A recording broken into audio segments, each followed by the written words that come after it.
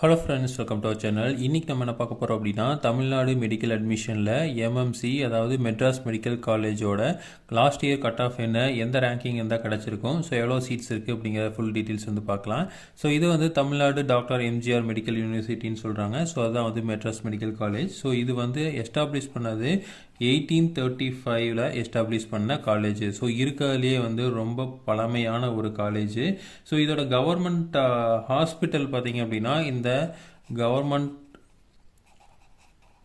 Hospital establish பண்ணது 1647 வந்து establish பண்ணியிருக்காங்க. அதாவது பிரிட்டிஷஸ் ரூலில் வந்து பிரிட்டிஷ் ஈஸ்ட் இந்தியா கம்பெனியிலிருந்து வந்த சோல்ஜர்ஸுக்கு வந்து ட்ரீட்மெண்ட் பண்ணுறதுக்காக ஆரம்பிக்கப்பட்ட காலேஜ் தான் இந்த காலேஜ். வந்து பார்த்திங்கன்னா ஏசியாலேயே வந்து பழைய காலேஜாக வந்து இருக்குது. ஸோ பழைய ஹாஸ்பிட்டல் பழைய காலேஜாக வந்து இது இருக்குது.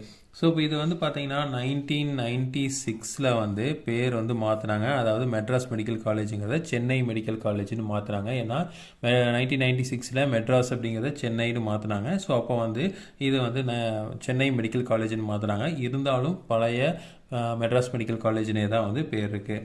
ரெண்டாவது வந்து இது 2011 வந்து என்ன பண்ணியிருக்காங்க அப்படின்னா, ஹாஸ்பிட்டல் வந்து Rajiv Gandhi government general hospital அப்படின்னு என்ன பண்ணியிருக்காங்க, பெயர் வந்து மாற்றம் பண்ணியிருக்காங்க. ஸோ இப்போ இதில் வந்து டோட்டலாக வந்து யூஜி கோர்சஸ் வந்து 250 சீட்ஸ் வந்து எம்பிபிஎஸ் சீட்ஸ் வந்து இருக்குது.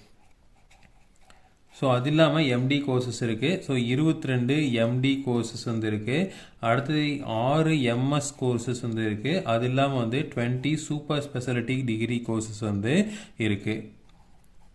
அது இல்லாமல் வந்து டென்டல் வந்து இருக்குது, பிடிஎஸ் வந்து இருக்குது, பிடிஎஸ் அடுத்தது எம்டிஎஸும் இருக்குது. அடுத்தது வந்து நர்சிங் பேராமெடிக்கல் கோர்சஸ் இருக்குது. அதாவது நர்சிங்கு, எம்எஸ்சி நர்சிங்கு, போஸ்ட் பேசிக் பிஎஸ்சி நர்சிங் இருக்குது.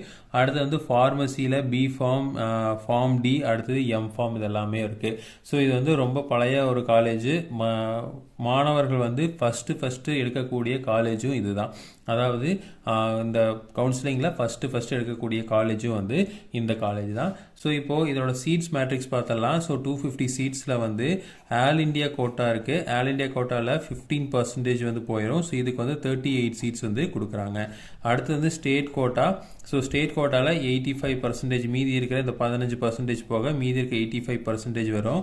ஸோ இதில் வந்து 7.5% கோட்டா வந்து 16, மீதி இருக்கிற 92.5% வந்து 184 சீட்டு வந்து இருக்குது. அது இல்லாமல் ஸ்பெஷல் ரிசர்வேஷன் வந்து ஒரு 12 சீட் இருக்குது. இந்த ஸ்பெஷல் ரிசர்வேஷனில் பிடபிள்யூடி சீட்டு வந்து ஒரு 11, எக்ஸ் சர்வீஸ் மேன் பார்த்திங்க அப்படின்னா ஒரு சீட்டு வந்து கொடுக்குறாங்க. பிடபிள்யூடி அப்படிங்கிறது பர்சன் வித் ஃபிசிக்கலி டிசேபிள்டு வந்து இருக்கிறதா வந்து பிடபிள்யூடி சீட்டுன்னு சொல்கிறோம். ஸோ இப்போ இதில் யாரும் வந்து அவைல் பண்ணல அப்படின்னா அது ஆட்டோமேட்டிக்காக வந்து இந்த ஜென்ரலுக்கு வந்துடும். ஆனால் இந்த காலேஜை பொறுத்த வரைக்கும் இதெல்லாமே வந்து அவைல் பண்ணிடுவாங்க.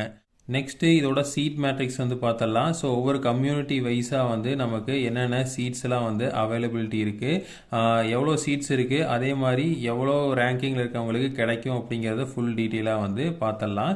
ஸோ இதில் வந்து OC, BC, BCM, MBC, SC, SCA, ST இருக்குது. இதில் வந்து 92.5% சீட்ஸ் எடுத்துக்கிட்டிங்க அப்படின்னா ஓசியில் வந்து 60 சீட் இருக்குது, பிசியில் வந்து 47 சீட்டு, பிசிஎம்மில் 5 சீட்டு, எம்பிசிக்கு பார்த்தீங்கன்னா 37 சீட்டு, எஸ்சிக்கு 28 சீட்டு, எஸ்சிஏக்கு வந்து 6 சீட்டு, எஸ்டிக்கு 1 சீட்டு, டோட்டலாக வந்து 184 சீட்டு. ஸோ இந்த 184 சீட்டு வருது. அடுத்தது 7.5% கோட்டா. ஸோ இதில் வந்து ஓசிக்கு வந்து 5 சீட்டு, பிசிக்கு வந்து 4 சீட்டு, பிசிஎம்க்கு 1 சீட்டு, எம்பிசிக்கு வந்து ஒரு 3 சீட்டு, எஸ்சிக்கு 2 சீட்டு, எஸ்சிஏக்கு 1 சீட்டு, எஸ்டிக்கு சீட்டு இல்லை, டோட்டலாக வந்து 16 சீட்டு வந்து கொடுக்குறாங்க. ஸோ அடுத்தது வந்து ஸ்பெஷல் ரிசர்வேஷன் வந்து ஸ்பெஷல் ரிசர்வேஷனில் பிசியில் வந்து பார்த்தீங்கன்னா 25,136 ரேங்க் இருக்கவங்களுக்கு கிடச்சிருக்கு. பிசிஎம்மில் 21,903 ரேங்கிங் இருக்கவங்க கிடச்சிருக்கு. எம்பிசியில் வந்து 22,793 ரேங்கிங் இருக்கவங்க கிடச்சிருக்கு. அடுத்து வந்து எஸ்சியில் பார்த்தீங்கன்னா 23,566 ரேங்கிங் இருக்கவங்களுக்கு ஸ்பெஷல் ரிசர்வேஷனில் கோர்ஸ் வந்து கிடச்சிருக்கு. இதே வந்து இந்த 92.5% கோட்டாவில் ஜென்ரல் கோட்டாவில் வந்து எடுத்துக்கலாம். ஸோ இது வந்து ஜென்ரலு. ஸோ ஜென்ரல் எடுத்துக்கிட்டிங்க அப்படின்னா ஓசி வந்து 93 193வது ரேங்கிங் இருக்கவங்க கிடச்சிருக்கு. பிசி வந்து 191 ரேங்கிங் இருக்கவங்க கிடச்சிருக்கு. பிசிஎம் வந்து 258. அடுத்தது வந்து எம்பிசி வந்து 340 ரேங்கிங் இருக்கவங்களுக்கும், எஸ்சி வந்து 1585, எஸ்சிஏ வந்து 4780, எஸ்டி வந்து 3102 ரேங்கிங் இருக்கவங்களுக்கு கிடச்சிருக்கு. இதே வந்து கம்யூனிட்டி வைஸ் ரேங்கிங்கு. ஸோ இந்த கம்யூனிட்டி வைஸில் 92% இருக்கிறவங்களுக்கு வந்து கம்யூனிட்டி வந்து இதே பிசி வந்து சேம் 90, அதாவது ஓசி 93 தான். இது வந்து கம்யூனிட்டி ரேங்கிங் 121 பிசி இருக்கவங்களுக்கு கிடச்சிருக்கு. அடுத்தது பிசிஎம் வந்து 10வது ரேங்கிங் இருக்கிறவங்களுக்கு கிடச்சிருக்கு. எம்பிசி பார்த்தீங்க அப்படின்னா 53வது ரேங்கிங்களுக்கு கிடச்சிருக்கு. எஸ்சி வந்து 982 ரேங்கிங்களுக்கும் கிடச்சிருக்கு. எஸ்சிஏ 10வது ரேங்கிங் இருக்கவங்களுக்கும், எஸ்டி ஃபர்ஸ்ட் ரேங்க் இருக்கவங்களும் வந்து இந்த காலேஜில் எடுத்திருக்காங்க. அடுத்தது வந்து பார்த்தீங்கன்னா 7.5%. இந்த 7.5%ல் ஜென்ரல் பார்த்துக்கலாம். ஸோ ஜென்ரலில் பார்த்தீங்கன்னா இது வந்து 10வது ரேங்கிங் இருக்கவங்களுக்கு, பிசிக்கு வந்து 10வது ரேங்கிங்களுக்கும் கிடச்சிருக்கு. அடுத்து பிசிஎம் வந்து 81வது ரேங்கிங் இருக்கவங்களுக்கும், எம்பிசி வந்து 15வது ரேங்கிங் இருக்கவங்களுக்கும், எஸ்சி வந்து 57வது ரேங்கிங் இருக்கவங்களுக்கும், எஸ்சிஏ வந்து 4வது ரேங்கிங் இருக்கவங்களுக்கும், எஸ்டி வந்து 295வது ரேங்கிங் இருக்கவங்களுக்கு கிடச்சிருக்கு. இதே வந்து 7.5%ல் community ranking. So community ranking தான் முக்கியம். ஸோ இதில் வந்து பிசியில் வந்து 5வது கம்யூனிட்டி ரேங்கிங் இருக்கவங்க வந்து இந்த கோர்ஸ் எடுத்துருக்குறாங்க. அது வரைக்கும் இந்த காலேஜ் வந்து கிடச்சிருக்கு. அடுத்தது வந்து ஃபஸ்ட் ரேங்க், பிசிஎம்மில் ஃபஸ்ட் ரேங்க் எடுத்தவங்களுக்கு வந்து கிடச்சிருக்கு. எம்பிசியில் 5th ரேங்க் எடுத்தவங்களுக்கும், எஸ்சியில் வந்து 2nd ரேங்க் எடுத்தவங்களுக்கும், எஸ்சியில் 2nd ரேங்க் எடுத்தவங்களுக்கும், எஸ்டியில் ஃபஸ்ட் ரேங்க் எடுத்தவங்களும் வந்து இந்த காலேஜ் வந்து சூஸ் பண்ணியிருக்காங்க. ஸோ அப்போ பார்த்தீங்க அப்படின்னா ஃபஸ்ட் ரேங்க் எடுத்த மாணவர்களே வந்து என்ன பண்ணியிருக்காங்க, இதுதான் சூஸ் பண்ணியிருக்காங்க. 2nd ரேங்க் எடுத்த மாணவர்களும் வந்து என்ன இருக்காங்க, இதுதான் வந்து சூஸ் பண்ணியிருக்காங்க. மொத்தமாகவே இருக்கிறதே வந்து 2 சீட்டு தான். அந்த 2 சீட்டில் ஃபஸ்ட்டு சீட்டும் அவர் தான் எடுத்திருப்பாங்க, 2nd சீட்டும் அவங்க தான் எடுத்திருப்பாங்க. ஸோ இந்த மாதிரி பார்த்தீங்கன்னா எப்போவுமே வந்து இந்த எம்எம்சி தான் வந்து ஃபஸ்ட்டு வந்து ஃபில் ஆகும். அடுத்தது all India quota.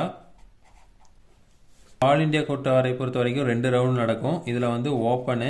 So open கேட்டகரியில் வந்து ரவுண்ட் 1ல் வந்து 1023 ரேங்கிங் இருக்கவங்களுக்கு, அதாவது ஆல் இண்டியா லெவலில் 1023 ரேங்கிங் இருக்கவங்களுக்கும், செகண்ட் ரவுண்டில் பார்த்தீங்கன்னா 1318 ரேங்கிங் இருக்கவங்களுக்கு கிடச்சிருக்கு. அடுத்து வந்து ஓபிசி. ஸோ இதில் வந்து ஸ்டேட் கோட்டாவில் தான் வந்து பிசி, பிசிஎம், எம்பிசி எல்லாம் இருக்கும். இங்கே வந்து டோட்டலாக வந்து ஓபிசின்னு தான் சொல்லுவாங்க.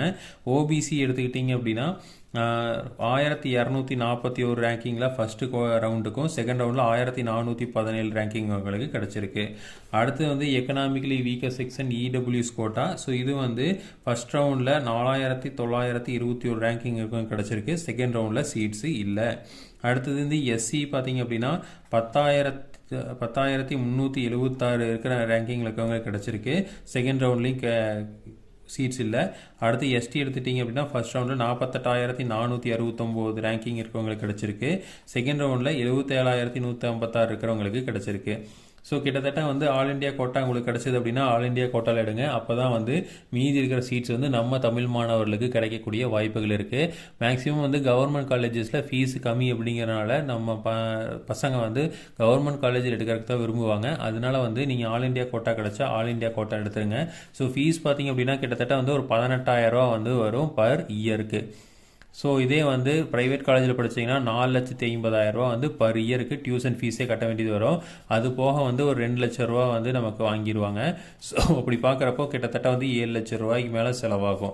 ஆனால் இங்கே வந்து வெறும் ஃபீஸ், எல்லா ஃபீஸுமே சேர்த்து வெறும் 18,000 தான். ஸோ அதனால் வந்து கவர்மெண்ட் காலேஜஸில் படிக்கிறதுக்கு தான் வந்து நிறையா பசங்க வந்து விரும்புவாங்க. ஸோ அதனால் வந்து ஒருவேளை வந்து உங்களுக்கு எலிஜிபிலிட்டி மார்க் வந்து ஆல் இண்டியா கோட்டாவில் இருக்குது அப்படின்னா நீங்கள் ஆல் இண்டியா கோட்டாவில் எடுங்க. அப்படி இல்லைங்கிற பட்சத்தில் இந்த காலேஜ் எடுக்கலாம். ஸோ இந்த இடம் வந்து கட் ஆஃப் வந்து ரொம்ப குறைஞ்சிருக்கு. ஸோ அதனால் வந்து பார்த்தீங்கன்னா மார்க் பேஸ் பண்ணி நீங்கள் பார்க்காதீங்க. இப்போதைக்கு வந்து என்ன பண்ணுறீங்க, இந்த ரேங்க் பேஸ் பண்ணி பாருங்கள்.